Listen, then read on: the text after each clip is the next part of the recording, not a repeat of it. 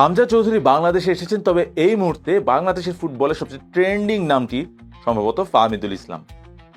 18 বছর বয়সী এই ফুটবলারকে নিয়ে এখন তুমুল আলোড়ন বাংলাদেশের ফুটবল জগতে। কেন তাকে জাতীয় দল থেকে বাদ দিয়ে ইতালিতে ফেরত পাঠানো হলো সেটার প্রতিবাদ করতে রাস্তায় নেমে এসেছেন বাংলাদেশের ফুটবল সমর্থকেরা। তারা মতিঝিলে বিক্ষোভ করেছেন, তারা অবস্থান কর্মসূচি পালন করেছেন এবং তারা সকল রকম সিন্ডিকেট ভাঙার ঘোষণা দিয়েছেন। এবং সবচেয়ে বড় ব্যাপার, ফাহমিদুলকে নিয়ে এই প্রতিবাদটি বাংলাদেশকে এমন একটা সময় নাড়া দিয়ে গেছে যখন বাংলাদেশের সামনে ভারতের মতো ম্যাচের কঠিন একটি পরীক্ষা, যেখানে প্রথমবারের মতো মাঠে নামার কথা হামজা চৌধুরীর। কিন্তু ফাহমিদুলকে নিয়ে এই প্রতিবাদের কারণ কি এবং ব্রিং ব্যাক ফাহমিদুল বলা হচ্ছে কেন এবং এই হ্যাশট্যাগটি ভাইরাল হয়ে গেল কিভাবে, এই সব কিছুই আজকে ব্যাখ্যা করার চেষ্টা করব আমি, অমলান মুস্তাকিম হোসেন, আপনাদের সামনে। যেটা বলছিলাম, ফাহমিদুলকে নিয়ে ম্যানিয়া চলছে বাংলাদেশের ফুটবলে। ঘটনা শুরু গতকাল সকালে।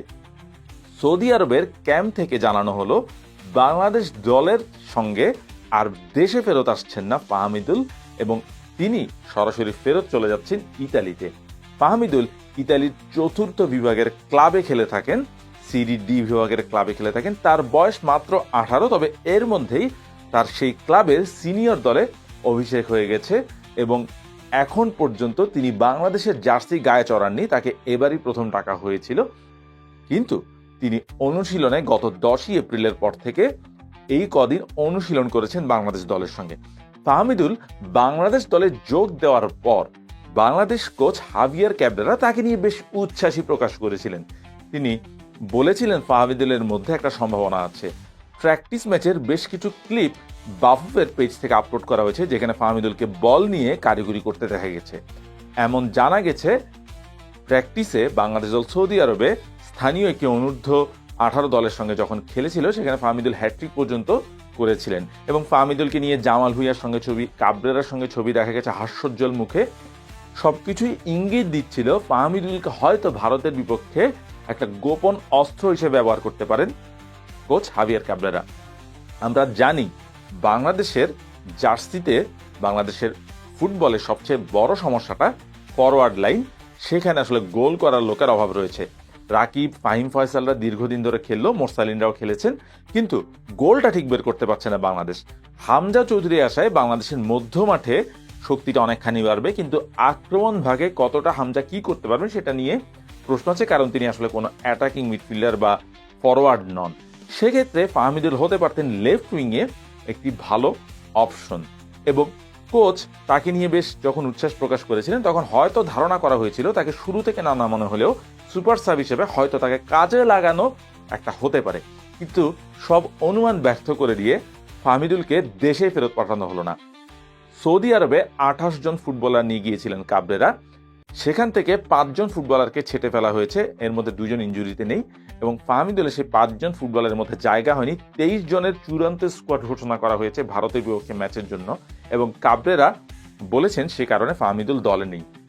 এখন পর্যন্ত আনুষ্ঠানিক বক্তব্য পাওয়া গেছে বাংলাদেশ ফুটবল দলের ম্যানেজার আমির খানের। তিনি বলেছেন ফাহমিদুলের খেলা দেখে কোচ মনে করছেন তাকে আরো সময় দিতে হবে, তিনি এখনো যথেষ্ট পরিণত নন, তার বয়স এখনো কম এবং ফাহমিদুলের যেভাবে কাজে লাগানো দরকার কোচ তাকে সেভাবে কাজে লাগানোর পরিকল্পনা করছে না। কোচ হাভিয়ার ক্যাবরেরা অবশ্য ইনস্টাগ্রাম স্টোরিতে পোস্ট করে লিখেছেন ফাহমিদুল শীঘ্রই দলে আবার ফিরতে পারেন এবং এরকম একটা আভাস তিনি দিয়ে রেখেছেন। কিন্তু ভারতের বিপক্ষে ম্যাচে হুট করে তাকে বাদ দেওয়ার ব্যাপারটি সহজে মেনে নিতে পারছেন না বাংলাদেশের ফুটবল ভক্তরা।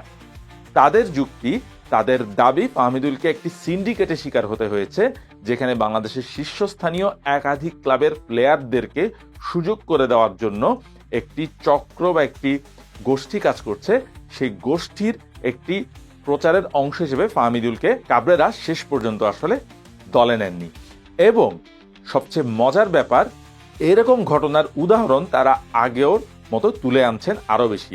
যেমন আমরা যদি উদাহরণ হিসেবে মনে করতে পারি, বাংলাদেশ দলের তারিক কাজী বা জামাল ভুঁইয়া ছাড়াও আরো কিন্তু বেশ কয়েকজন বাংলাদেশ বংশোদ্ভূত বিদেশি ফুটবলার এর আগে খেলে গেছেন। ইউসুফ, তিনি খেলেছেন, ইউসুফ জুলকারনাইন এর আগেও অনেকেই খেলেছেন, রাহাবার খানের মতো ফুটবলার খেলেছেন, আরহাম খেলেছেন এবং এর সঙ্গে ওবায়দুর নবাবের মতো ফুটবলার খেলেছেন, কিন্তু তাদের কেউই জাতীয় দলে থিতু হতে পারেননি। এখানে একটা অদৃশ্য গোষ্ঠীর হাত দেখতে পাচ্ছেন অনেক সাপোর্টার।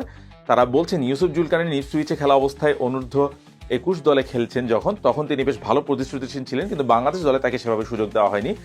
রাহাবার খানের ক্ষেত্রেও তারা একই রকম দাবি তুলছেন, নবাবের ক্ষেত্রেও তারা বলছেন তাকেও যথেষ্ট সুযোগ দেওয়া হয়নি এবং জাতীয় দলের বা বাংলাদেশের প্লেয়ারদেরও তাদের সঙ্গে যথেষ্ট সহযোগিতা করতে দেখা যায়নি, এরকম একটি অভিযোগ আছে। এই অভিযোগগুলো কতটি সত্যি কতটি মিথ্যা সেটা চূড়ান্তভাবে বলা না গেলেও এটা বলা যায় যে ফাহমিদুলের ব্যাপারে যে গোষ্ঠীর যে হাতের কথা ফুটবল সমর্থকরা বলছেন, সেখানে তারা আরো কয়েকটি গুরুতর ব্যাপার তুলে এনেছেন। যেমন তারা বলছেন ফাহিম ফয়সালের মতো অফ ফর্মে থাকা প্লেয়ারকে কেন জাতীয় দলে নেওয়া হচ্ছে, এবং যেখানে তিনি জাতীয় দলের জার্সিতে তিনি হাতে গোনা গোলও করতে পারেননি এবং ক্লাবেও তিনি যথেষ্ট উজ্জ্বল নন। এর বাইরে চন্দন রয় সহ আরো বেশ কিছু প্লেয়ারের উদাহরণ তারা দিচ্ছেন, যাদের জাতীয় দলে আনার ব্যাপারে তারা প্রশ্ন তুলছেন এই কারণে তাদের ক্লাব ফর্ম খুব একটা ভালো নয়। এবং সবকিছু মিলে এমন একটি সময় যখন এসব অভিযোগ তোলা হচ্ছে, যখন বাংলাদেশের সামনে ভারত পরীক্ষা, যেটা আগে বলা হয়েছে, এবং এ নিয়ে ক্রীড়ার উপদেষ্টা আসিফ মাহমুদ তিনি এর মধ্যে জানিয়েছেন তার ফেসবুক পেজে তিনি জাতীয় দলের কর্তাদের সঙ্গে তিনি এ নিয়ে কথা বলবেন। এবং সবকিছু মিলে হয়তো এরকমও হতে পারে ফাহমিদুলকে আবারও ফিরিয়ে আনা হতে পারে, তবে তিনি শেষ পর্যন্ত আসতে চাইবেন কিনা সেটা কিন্তু একটা বড় প্রশ্ন, কারণ তাকে কিন্তু একবার অলরেডি ইতালিতে ফেরত পাঠানো হয়ে গেছে। এবং এমন একটা অবস্থা এখন জাতীয় দলে, যখন বাংলাদেশ দল ফরওয়ার্ড লাইনে একটি স্ট্রাইকার শূন্যতায় ভুগছে, সেখানে ফাহমিদুলের বাদ দেওয়াটা মোটেই ভালোভাবে নিতে পারছেন না। তাই শেষ পর্যন্ত একটি ব্যাপার বলে রাখা ভালো, দিন শেষে সব ডিসিশন আসলে ফুটবলে মূল কোচের, প্রধান কোচ হচ্ছে দলের বস, তিনি সর্বেসর্বা, তিনি যে ডিসিশন দেন সেটাই মেনে নিতে হবে। এবং কাবরেরা যদি কোনো কারণে মনে করেন ফাহমিদুলকে তিনি মেনে নিতে পারছেন না এবং সেটা আসলে দিন শেষে তার ডিসিশন, সেখানে হস্তক্ষেপ করার সুযোগ সম্ভবত ফুটবল সংশ্লিষ্ট কারোরই খুব একটা নেই। তবে এই মুহূর্তে পরিস্থিতি কিছুটা বদলে গেছে এবং দিন শেষে এই প্রশ্নটাই বারবার উঠছে, কাবরেরা যদি তাকে কোনো কারণে পছন্দ নাও করেন, তাকে হয়তো 23 জনের দলে রাখতে পারতেন, কিন্তু তাকে একদম চূড়ান্তভাবে 23 জনের দল থেকে কেন বিদায় করে দেওয়া হলো, এই প্রশ্নটি বারবার উঠছে। এবং এই প্রশ্নগুলোর উত্তর হয়তো খুব শিগগিরই পাওয়া যাবে, হয়তো বাফুফে খুব শিগগিরই একটা মিডিয়া রিলিজ দেবে, সেখানে তারা বিস্তারিত হয়তো জানাবে এবং কোচ হয়তো হেভিয়ার ক্যাবরেরা যখন সংবাদ সম্মেলনে মুখোমুখি হবেন, তার দিকে আসলে প্রশ্ন উঠবে এ নিয়ে, এবং সেই প্রশ্নগুলোর উত্তর কি তিনি দেবেন সেটা এখন দেখার বিষয়।